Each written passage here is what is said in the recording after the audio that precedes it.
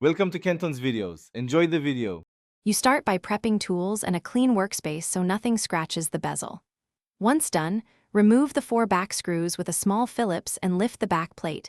Make sure you note the module orientation and strap position. Use a plastic pry to separate gasket and avoid cutting it. Keep screws in a small container so none roll away. You want clear access to the battery and the contact springs. This first opening step prevents damage and saves time when you reassemble.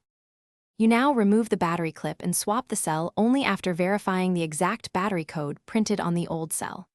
While the battery is out, inspect the contact springs for corrosion or bent tabs. Gently straighten any bent metal with tweezers.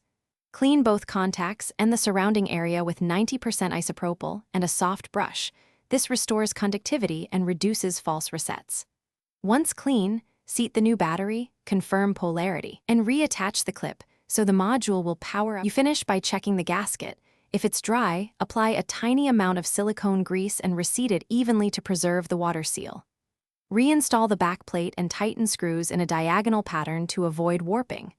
Once assembled, test every function, set the time, check the backlight, cycle modes, and confirm buttons respond.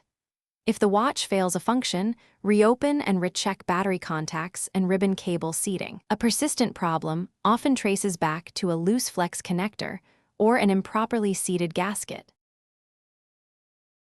Thanks for watching. Consider subscribing if we helped you.